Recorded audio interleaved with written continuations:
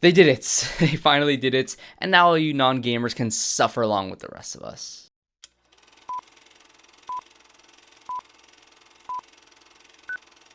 Hello everyone and welcome back to another video on the channel, and today we're reviewing Season 2, Episode 2 of The Last of Us. And I want to preface this video by saying that I'm a massive fan of The Last of Us Part 2 game. It's my favorite game of all time, and because of that, I'll be splitting this video up into two different sections. The first half will be spoilers for the episode alone for any non-gamers, and the second half will be talking about all the changes from the game and how I think it'll affect the story moving forward into the rest of the season. Of course, leave time codes in the description down below if you want to jump around this video to whatever area you want to hear my thoughts on, and of course, if you end up enjoying this review, make sure to subscribe to see more videos just like this. I have weekly reviews out for The Last of Us, along with movie reviews like Sinners that I just talked about earlier this week, which was so great. Now, onto the show. This episode is titled Through the Valley, and we get to pick up some story threads set up by the last episode. This episode, and really the season as a whole, will be about consequences. The consequences of Joel's action at the end of last season, which I'll get into here in a minute, but I want to start off with the consequences of humanity surviving this long into this apocalyptic world. Last episode set up the idea that Maria wants to expand Jackson to fit more survivors and refugees into the city that they have built. They are rebuilding old homes that were unlivable and trying to expand the borders,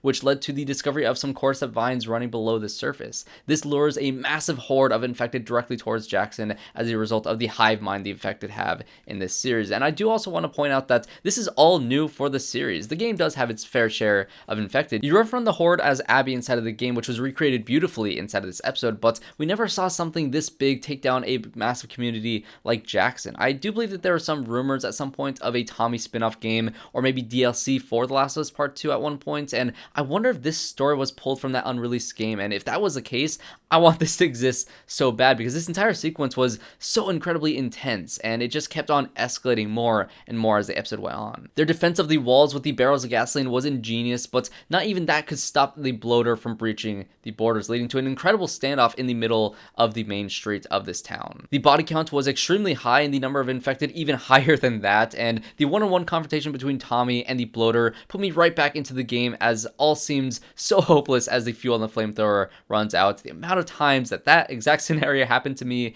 in that damn game was infuriating. I love the stakes built for Tommy's survival in this moment.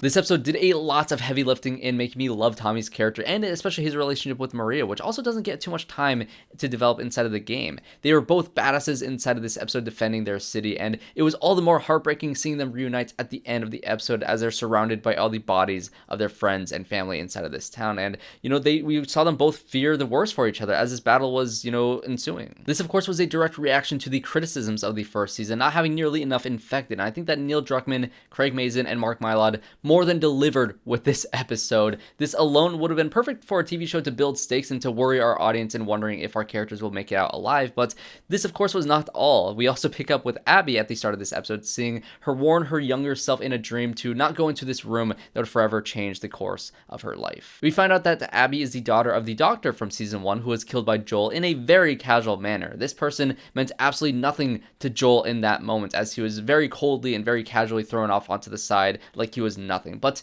to Abby, he was her world. It has driven her to hunt Joel down for the past 5 years, and with a stroke of luck, she got to take her shot inside of this episode. And what's all the more heartbreaking is that we get to see the Seattle crew is very much hesitant on accomplishing this mission, as Jackson seems to be a fortress that cannot be infiltrated. Even if Joel was there, how will they get in? How will they find him? When they do, or if they do, how will they escape without the entire city being on their tail? Owen's plan is not to continue on with this crusade, but to try to convince Abby out of this revenge plot. But she is of course an unstoppable force, and when she sees two people on horses going out on patrol, she of course has to go and confront them, which not only leads her to awakening hundreds of infected under the snow that will eventually go off to Jackson, but she stumbles upon Joel on accident in a moment where she would have died if he didn't show up. The irony in Joel saving her life in this moment adds so much tragedy to the situation, as there were so many moments inside of this episode and inside of the game where things could have gone differently. It's just a perfect storm of one terrible thing happening after another, and I think the build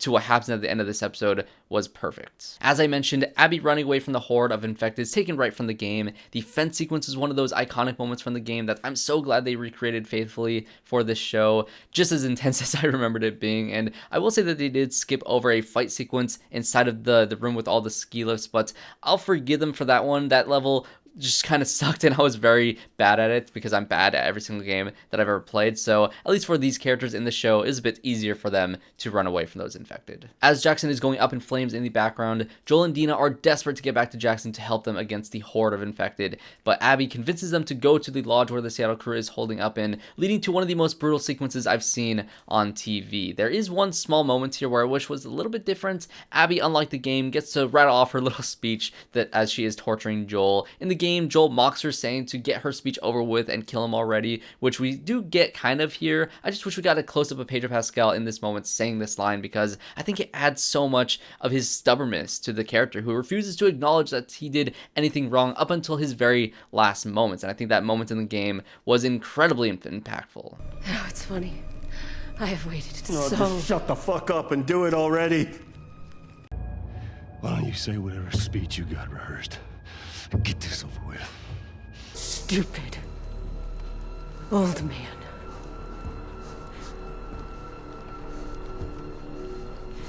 You don't get to rush this. You stupid old man.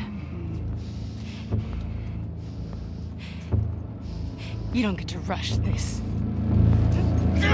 We did get to see that tone from Pedro Pascal inside of that last episode during the therapy sequence, and I think that's just what I wanted to see once more again here before he did die, because from this point on, we're not going to get a lot of Pedro Pascal moving forward in this season, but that is just the tiniest of nitpicks, because what does work extremely well in all of this episode is Kaitlyn Dever as Abby, who perfectly captures her unadulterated rage towards Joel. She is cruel and lives up to her word on killing him as slowly as possible, and the rest of the Seattle crew just has to sit there and watch in horror. Ellie eventually rides in to find Joel as he's bloodied and beaten to an inch of his life on the floor, and Bella Ramsey, matching Kaitlyn Dever's rage in this moment, is so perfect. Ellie up until this point has honestly maintained a bit of her childlike innocence, despite feeling significantly more matured in this season as compared to the last, but the consequences have finally caught up to Joel, and Ellie is there unfortunately to witness it all. This moment is so incredibly impactful and shocking and brutal and devastating, and it does exactly what Neil Druckmann and his messed up mind was able to accomplish within the game. It sets us on a path of rage and revenge that will bring us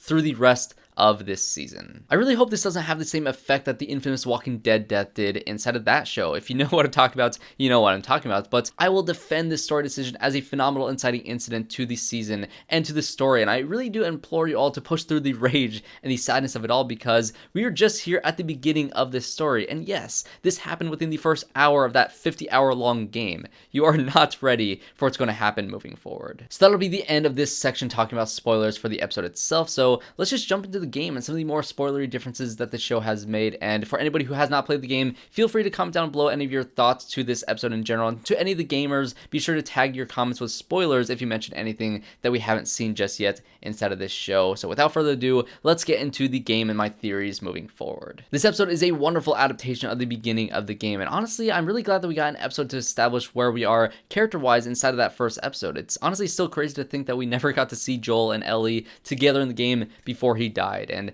yes, we got those scenes later through flashbacks, but for a TV series, I'm glad that we got to set up the characters before we moved forward. They did, however, hint at the conversation between Joel and Ellie, where she says she wants to try to forgive him for what he did in Seattle, but that is one moment where I do think they will hold off until possibly even the end of season 3. Maybe we'll see it later on in this season, but I think of all the flashbacks, that one has the most significance in its story placement, so I'm glad that we'll see it hopefully in the future. The show does decide to fuck with us gamers by making some very smart changes. I really like the change of having Joel and DINA go on patrol rather than Joel and Tommy. Tommy's eventual decision to chase after the Seattle crew without Ellie is an important one. I think that the show's decision to build up his relationship with Maria first is a great change. Also, giving Joel and DINA more of a father-daughter dynamic like he had with Ellie inside the first season could lead to some flashbacks between those two characters, along with the zoo scene with Joel and Ellie and the hospital scene with Joel and Ellie in place of the dance sequence. It could also lend to DINA's drive to also wanting revenge for Joel's death, even more so than she'd had inside of the game, which which we already saw that in the last episode. Her dynamic with Ellie is one that could be detrimental. She feeds into her more reckless decisions, which in part leads us down the path that we're about to go on. Also, as a result, we get more time between Ellie and Jesse, whose dynamic I did wish was a bit stronger inside of the game. Ellie will have plenty of time with DINA in Seattle, building up their relationship and their love story, and so building up the rapport between these two before Jesse is killed is great to see. We did get the gas mask bong scene as well as Eugene's weed farm, which this episode did release on 420, which is so incredibly funny to me, but it also hints at Ellie also being involved in his death at the hands of Joel, which I have some theories on. We learned that he was a former Firefly, so maybe there's a flashback episode where we follow Eugene's quest to discover what happened to the Fireflies, leading to him to the hospital in Seattle. And we know based on the game that Ellie runs out to find out exactly what Joel did at the end of the last season. So what if that was all triggered by this Eugene character and he learns Ellie and Joel's secret, and in order to protect Ellie once again, Joel decides to kill this character for her, which would add even more reason behind her snapping at him at the dance. This could be a very interesting revelation that could honestly elevate this conflict between Joel and Ellie even more so than it was done in the game, because yeah, we know that Ellie finds out what Joel did inside of last season, which is more than enough reason to be mad, but if you add something else like this, it could bring up those feelings 5 years later that can just, really put the nail in the coffin for these two. In terms of Joel's death, it was all pretty one-to-one with the game. You see my earlier section if you skip that to see my thoughts on that death itself, but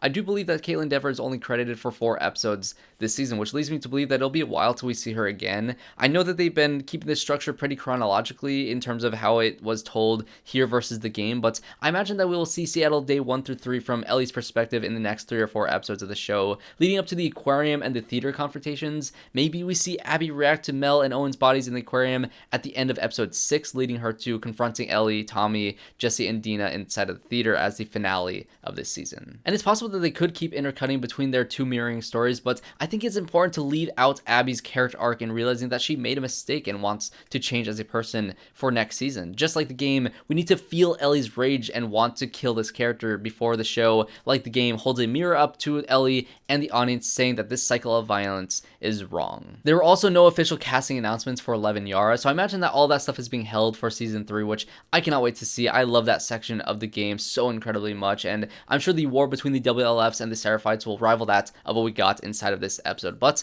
I guess we'll just have to wait and see. But overall, this was a fantastic episode of television, one that's accomplished so many things. It gave us enough infected in this one episode to make us all forgive season 1 for its lack of horror. It also gave us a faithful adaptation and devastating adaptation of Joel's death, and it perfectly sets up Bella Ramsey for the stark change in character that we are about to see with her rage building up inside of the rest of the season.